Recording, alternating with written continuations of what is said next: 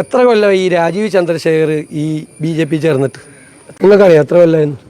അദ്ദേഹം ആദ്യം MP ആയത് എങ്ങനെയാണ്, രണ്ടാമത് MP ആയത് എങ്ങനെയാണ്? നിങ്ങളാരും അന്വേഷിച്ചില്ലല്ലോ. നിങ്ങളാരെങ്കിലും അന്വേഷിച്ചോ? നിങ്ങളൊരു അന്തിച്ചർച്ച വെച്ചില്ലല്ലോ, രാത്രി ചർച്ച ഒന്നും വെച്ചില്ലല്ലോ. ഞാൻ അന്തിച്ചർച്ച കളിയാക്കി പറഞ്ഞല്ലോ, ഞാൻ പോരുന്ന ആളാണ്. രാത്രി ചർച്ചയ്ക്ക് നിങ്ങളത് വെച്ചില്ലല്ലോ. എന്തുകൊണ്ടാണ് നിങ്ങളതൊക്കെ ആയിരുന്നു ചർച്ചയ്ക്ക് വെക്കായിരുന്നു? ഇവിടെ 30-40 കൊല്ലമായിട്ട് വെള്ളം കോരിയും വിറക് വെട്ടിയും നടക്കുന്ന BJP നേതാക്കന്മാരുണ്ടല്ലോ, അവരെയൊക്കെ മാറ്റി നിർത്തിയിട്ട് ഇന്നാൾ BJP ചേർന്ന ഒരാളെ സംസ്ഥാന പ്രസിഡന്റ് ആക്കിയില്ലേ? അവിടെ ഒരു മലയാളിയാണെന്നോ അദ്ദേഹം തന്നെ പറയുന്നത്. അതേ ഇവിടുത്തെ ഒരു ബൂത്ത് പ്രസിഡന്റ് ആയിട്ടുണ്ടോ BJPയുടെ? ആയിട്ടുണ്ടോ? ഏതെങ്കിലും ഒരു കമ്മിറ്റിയിൽ വന്നിട്ടുണ്ടോ? 5 കൊല്ലം കേന്ദ്രമന്ത്രിയായിരുന്നല്ലോ, മലയാളിയായിരുന്നല്ലോ. ഏതെങ്കിലും ഒരു കാര്യത്തിൽ കേരളത്തിൻ്റെ കാര്യത്തിൽ ഇടപെട്ടിട്ടുണ്ടോ? എന്തെങ്കിലും ഒരു സഹായം കേരളത്തിൽ ചെയ്തിട്ടുണ്ടോ? നിങ്ങൾ അതൊന്നും ചർച്ച ചെയ്യില്ല.